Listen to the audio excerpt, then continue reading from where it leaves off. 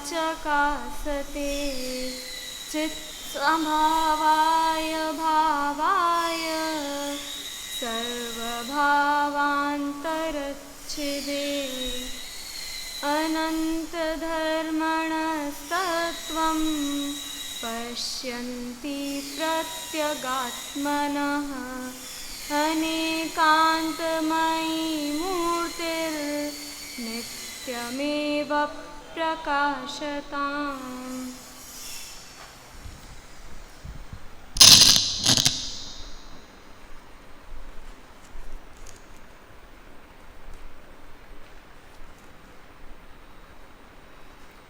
इस विश्व में जाति अपेक्षा क्षय और संख्या अपेक्षा अनंतानंत द्रव्य हैं। इन सभी द्रव्यों में उत्पाद व द्रव्य, इन तीन प्रकार से कार्य चलता रहता है। उत्पाद व द्रव्य युक्तम सत, तत्वाद सूत्र जी में भी आया है, सत द्रव्य लक्षणम उत्पाद व द्रव्य युक्तम सत। अर्थात ये जो उत्पाद व द्रव्य, ये तीनों चीज़ें हैं, ये हर द्रव्य में हर समय हो रही हैं। भले ही ये हमें पकड़ में नहीं आते हर समय सूक्ष्म दृष्टि से, लेकिन सामान्य दृष्टि से, स्थूल दृष्टि से समझ आते हैं। हर समय कुछ ना कुछ परिवर्तन हो रहा है। एक बालक युवा हो जाता है, फिर वृद्ध हो जाता है। इसी तरह से प्राकृतिक रूप से भी कितना परिणमन चल रहा है, दिन से रात होना, एक छोटे पौधे से बड़ा पेड़ बन जाना इत्यादि। ये निरंतर परिणमन हर वस्तु में चलता है। और इसी परिणमन को यदि हम कारण कार्य की अपेक्षा से देखें तो इसको हम कार्य बोलते हैं। इस परिणमन को ही हम कार्य नाम देते हैं। कार्य अर्थात क्या? जो निरंतर वस्तु में परिणमन चल रहा है उसे ही कार्य कहते हैं। ये कार्य कैसे होता है? इसका कर्ता कौन है? प्रकृति में इतने परिणमन हो रहे हैं, दिन से रात हो रही है, एक पुस्तक हमें दिखती है लेकिन उसमें भी परिणमन चल रहा है, वो नई से पुरानी हो जाती है परिणमित होते होते। तो ये सब परिणमन कौन कर रहा है? इनका कर्ता कौन है? इस कारण कार्य को जिनवाणी में समझाया गया है।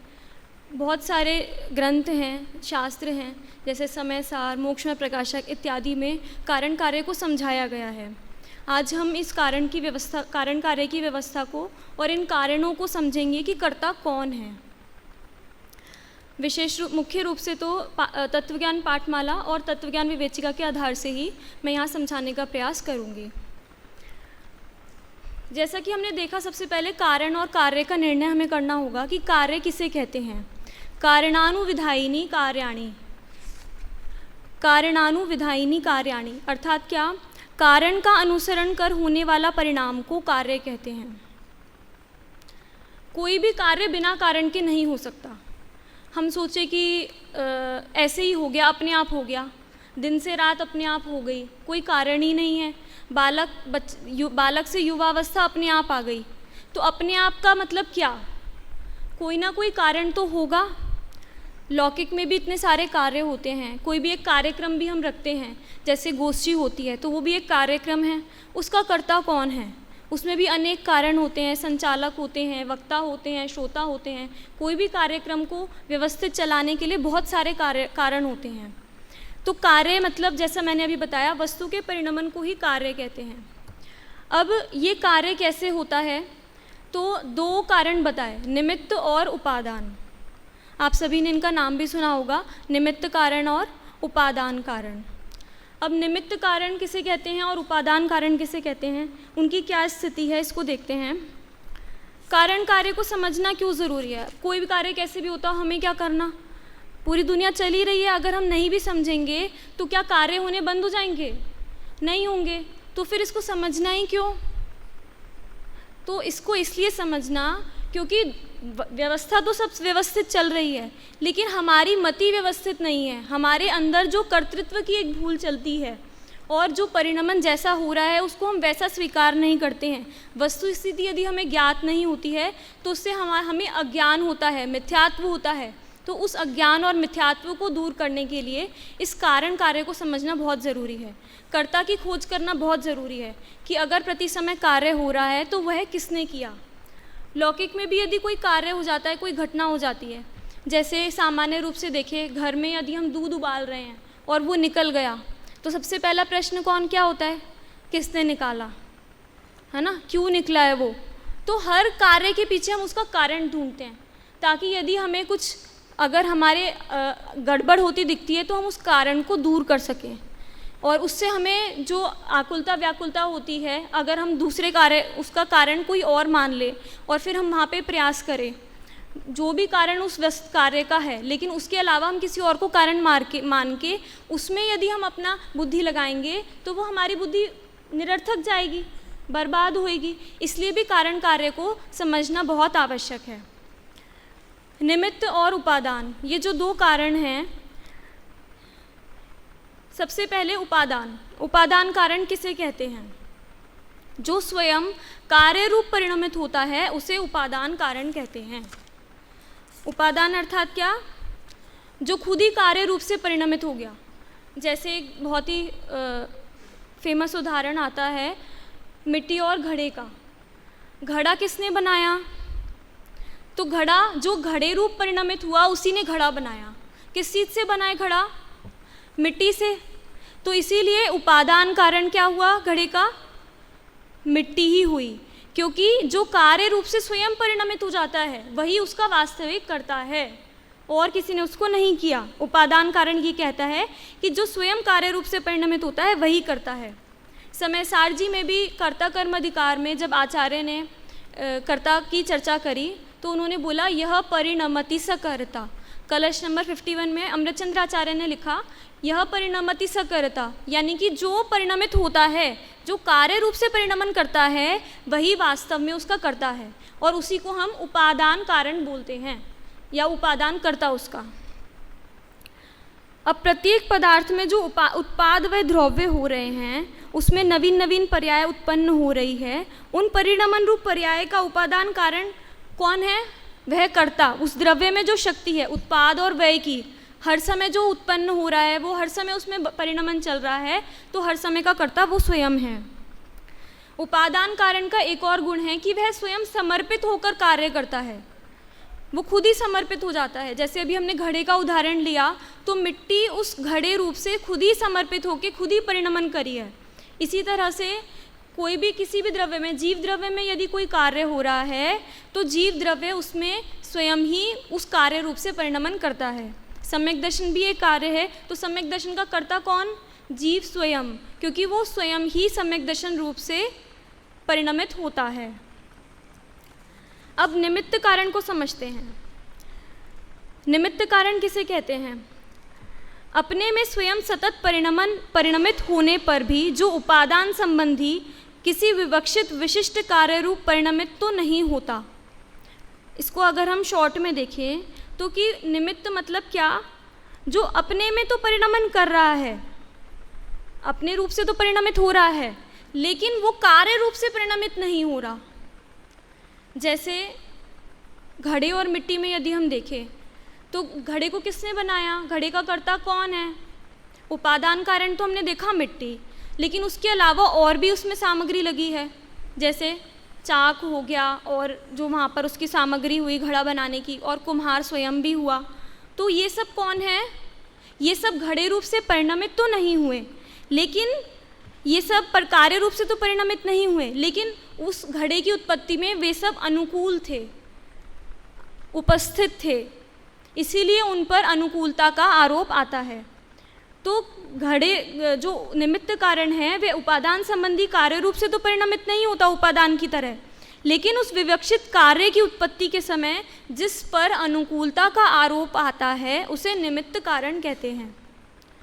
अब निमित्त कारण के संबंध में हमें क्या क्या बातें ध्यान में रखने योग्य हैं? सबसे पहली बात तो जैसा मैंने बोला कि निमित्त स्वयं अपने रूप से परिणमित तो होता है, लेकिन कार्य रूप से परिणमित नहीं होता। ये विशेष बात ध्यान देने योग्य है।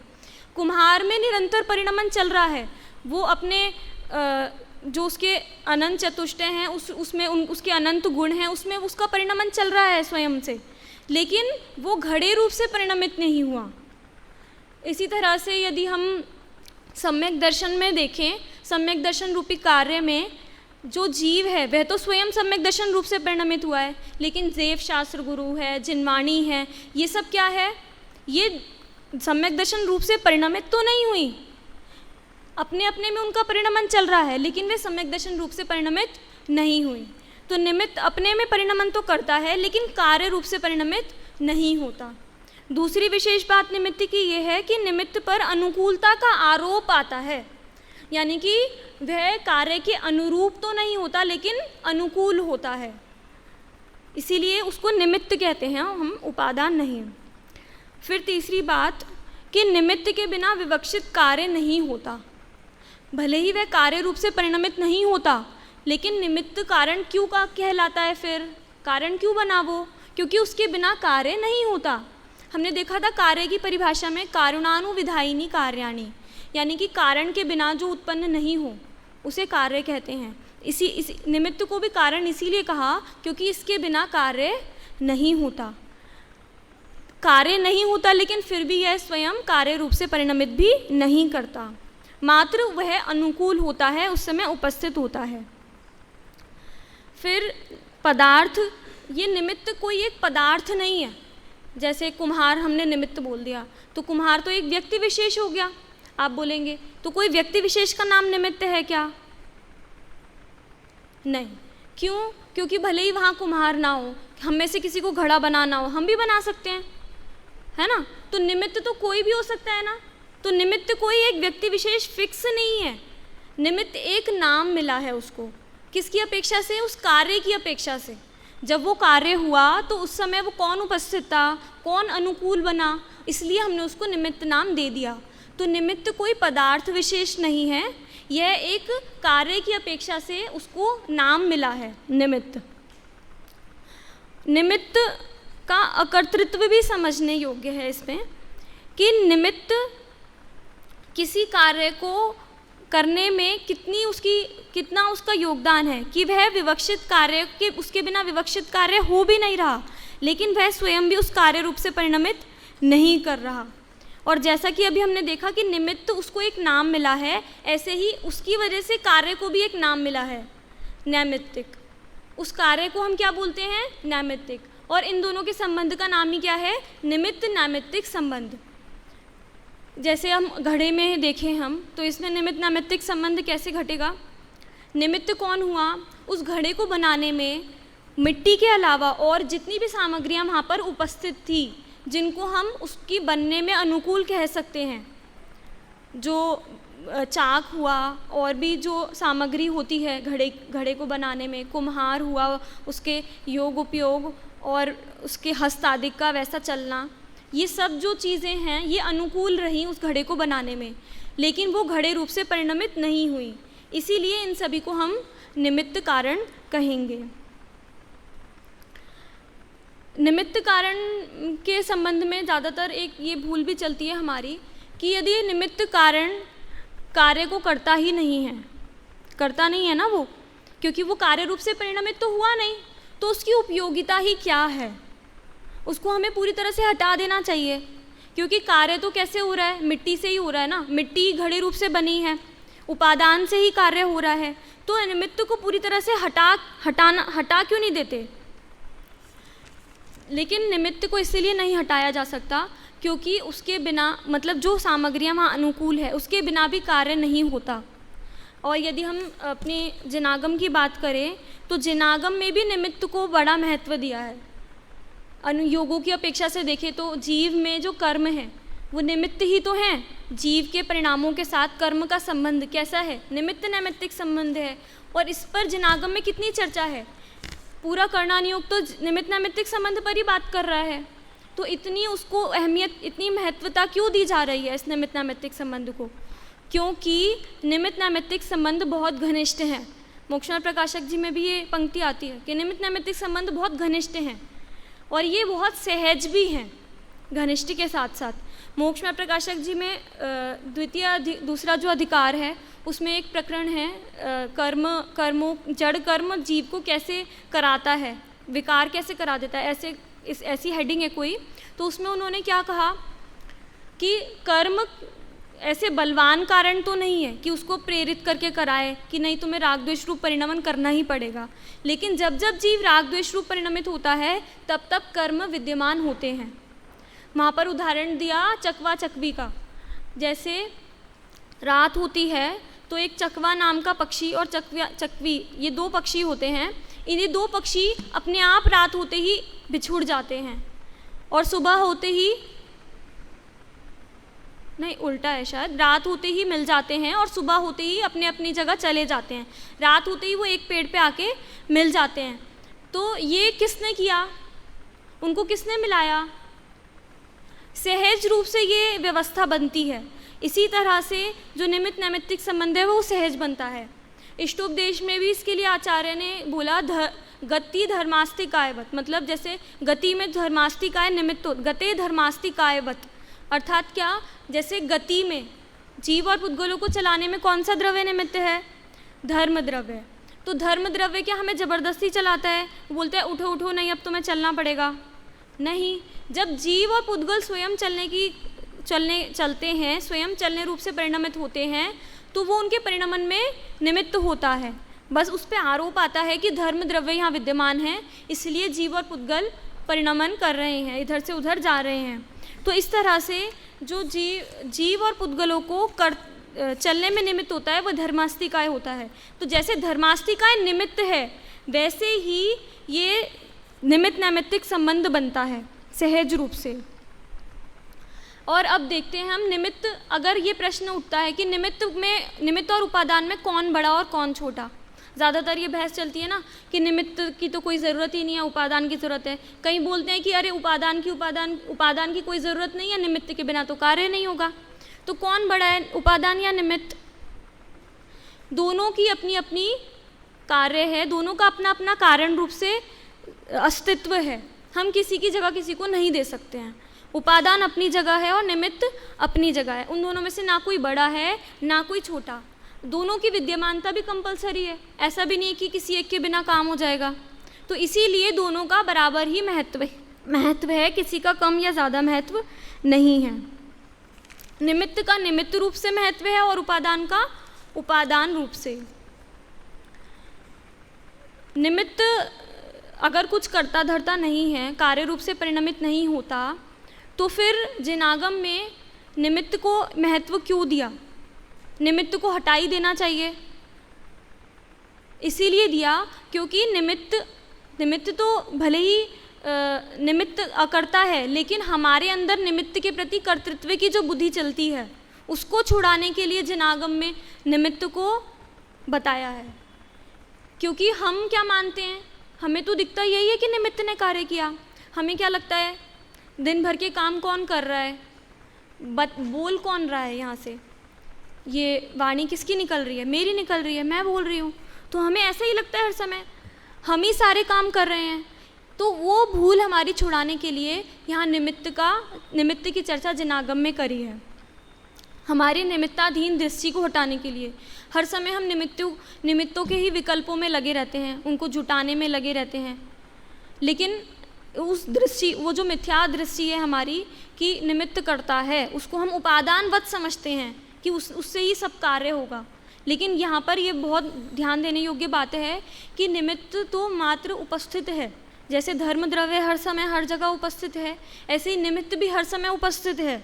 कभी भी निमित्त पे आरोप आ सकता है, लेकिन कब आएगा आरोप? कभी भी दे सकते कि हम आरोप, जब कार्य होगा तभी आएगा। जैसे अगर सम्यक दर्शन में देवशास्त्र गुरु निमित्त हैं, तो किसके सम्यक दर्शन में निमित्त हैं?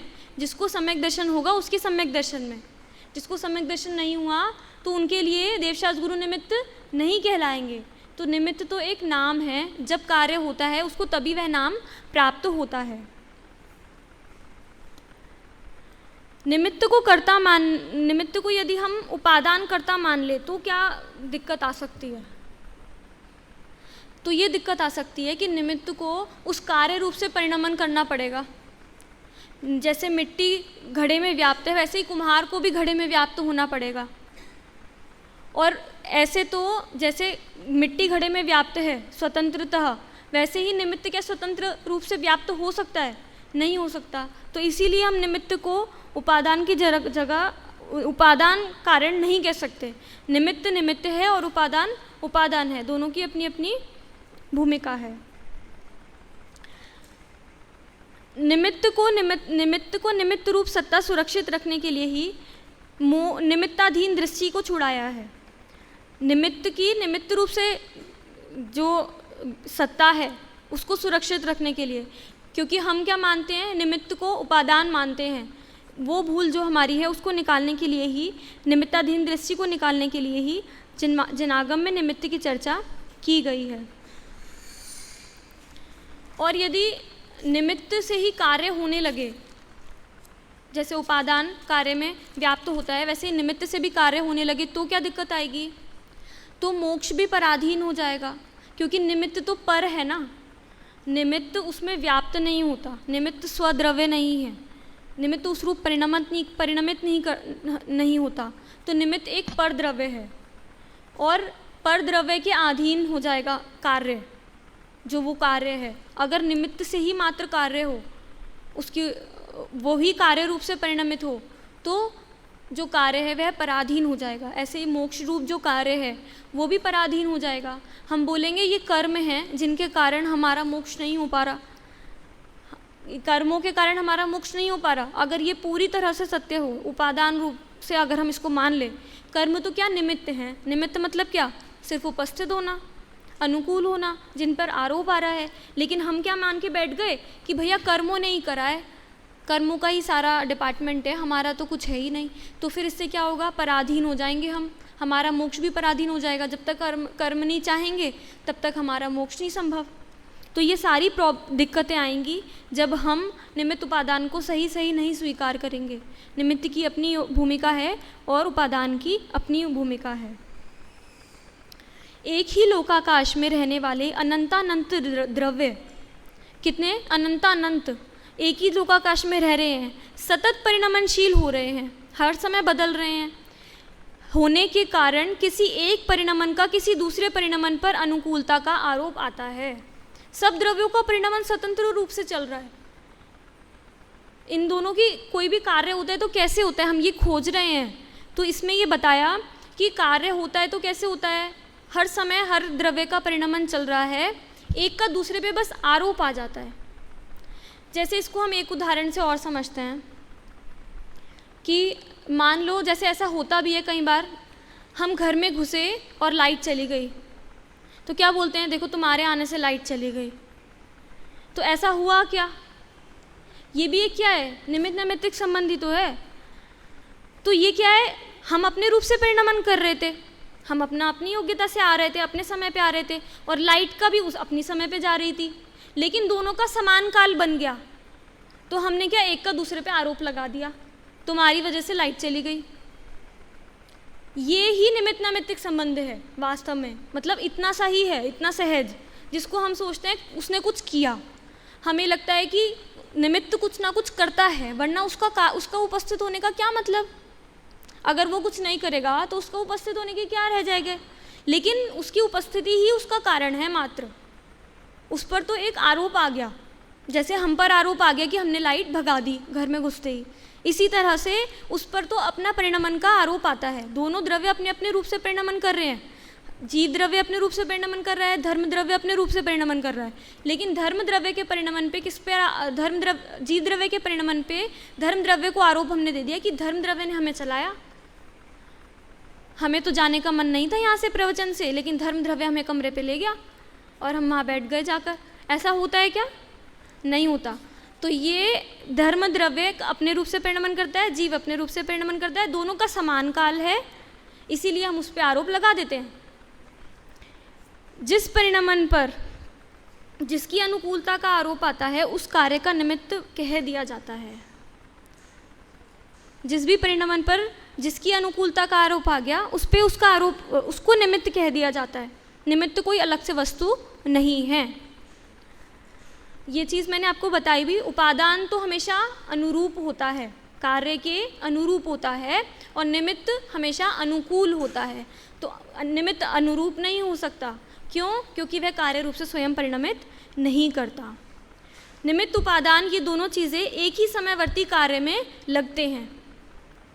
एक समय में जो कार्य हो रहे हैं, ऐसा नहीं है कि आज कार्य हुआ और एक द्रव्य में तो अभी कार्य हुआ और एक द्रव्य में कुछ टाइम बाद हो रहा है, तो भिन्न समयवर्ती पर्याय हो गई, उनमें निमित्त नैमित्तिक संबंध हम नहीं घटित कर सकते।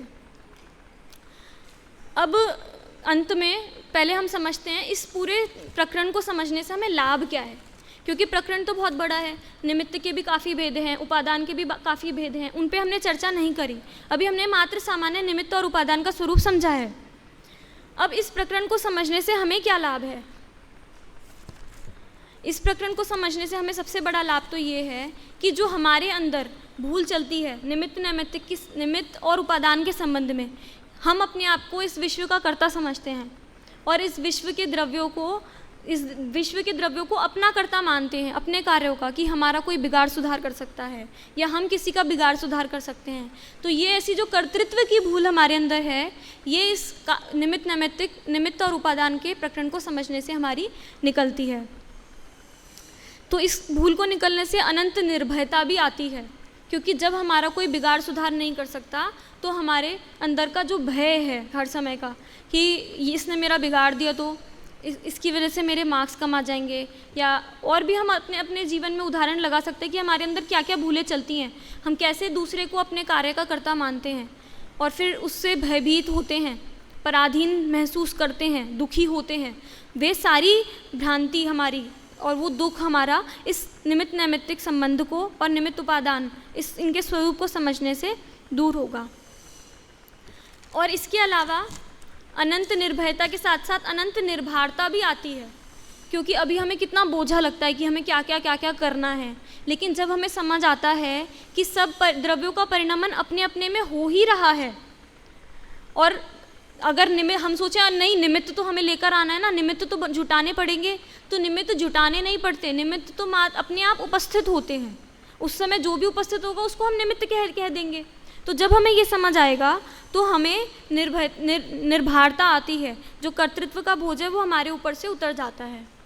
इससे हमें दोषारोपण करने की जो हमारी गंदी आदत होती है, अपनी गलतियाँ दूसरों पे हम मढ़ देते हैं कि हमने तो कुछ नहीं करा।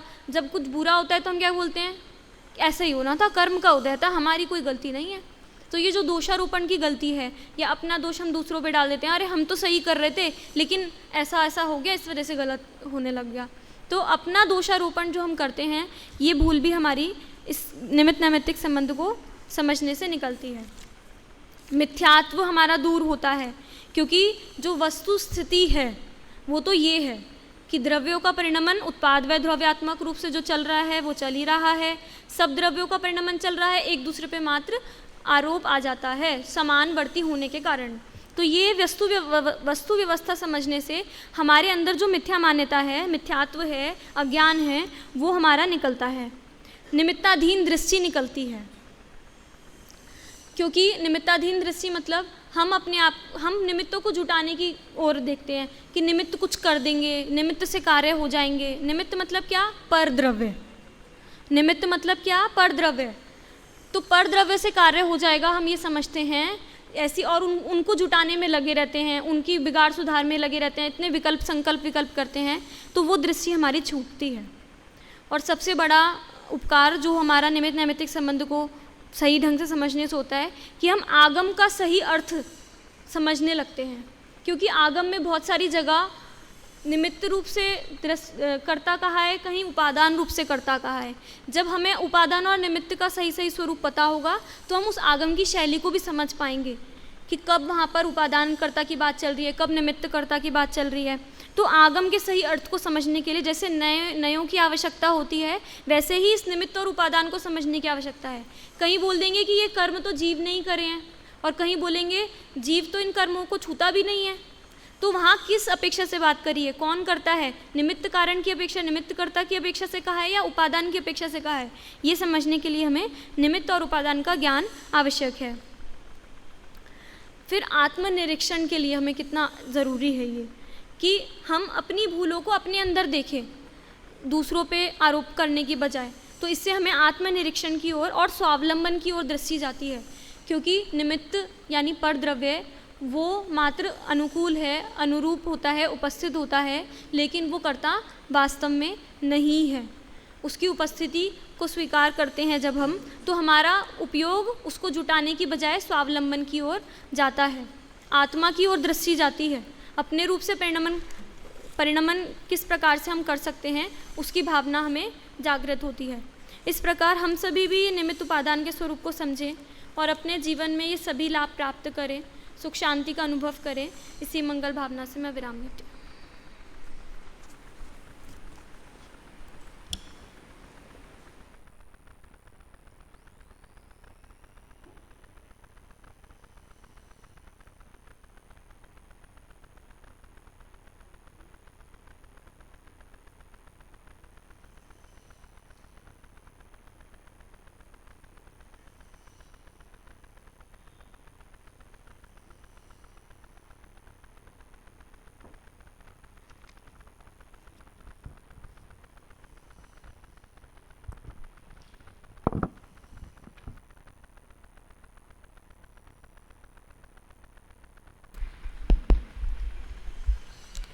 अभी हम सभी ने शास्त्री प्रथम वर्ष के विद्यार्थियों के प्रवचन के क्रम में आयुषी जैन दिल्ली शास्त्री प्रथम वर्ष इनका प्रवचन सुन रहे थे। कार्यकारी व्यवस्था में महत्वपूर्ण अंग जिनका ऐसे निमित्त और उपादान, इन विषयों को आपने लिया और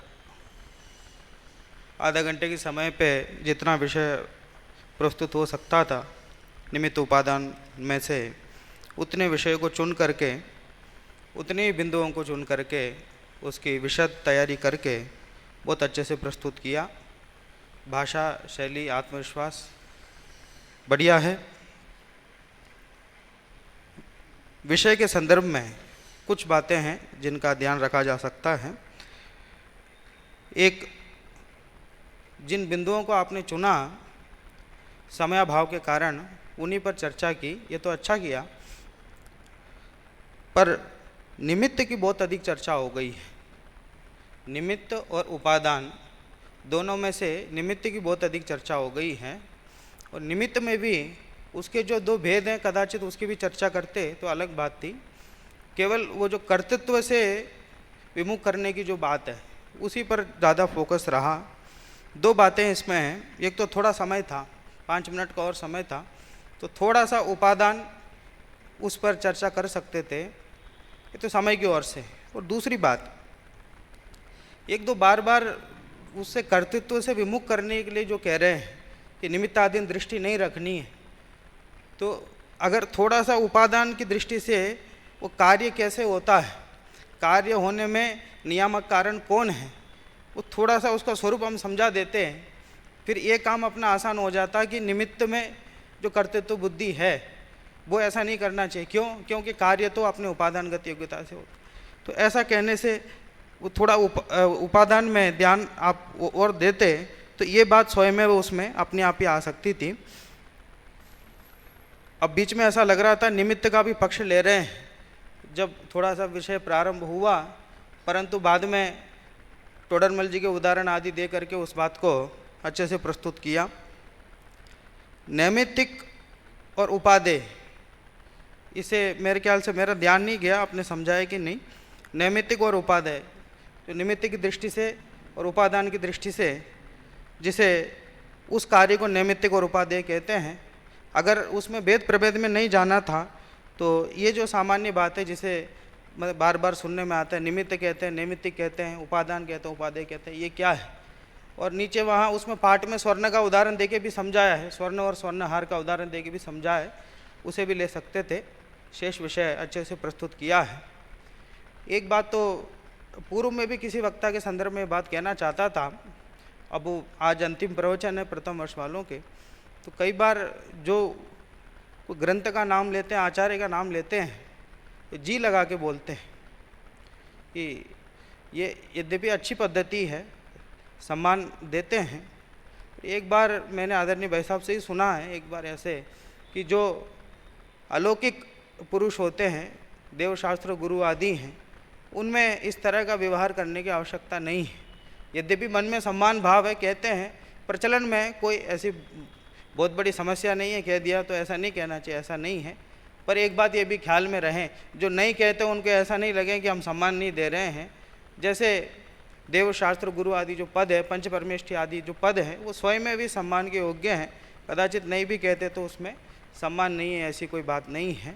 तो ये बाकी भी जो वक्ता हैं, वो बीच में एक आध वक्ता के संदर्भ में कहना चाहता था पर ध्यान नहीं रहा, तो आज उस प्रयोग से ये बात समझ में आई।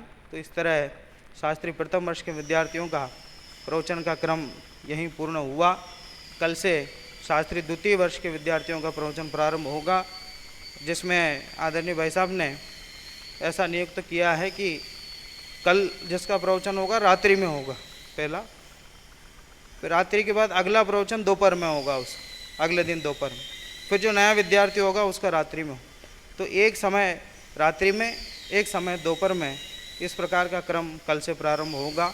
उसकी जानकारी आपको दे दी गई है। द्वितीय वर्ष वालों का प्रवचन कल से प्रारंभ होगा। और अभी आदरणीय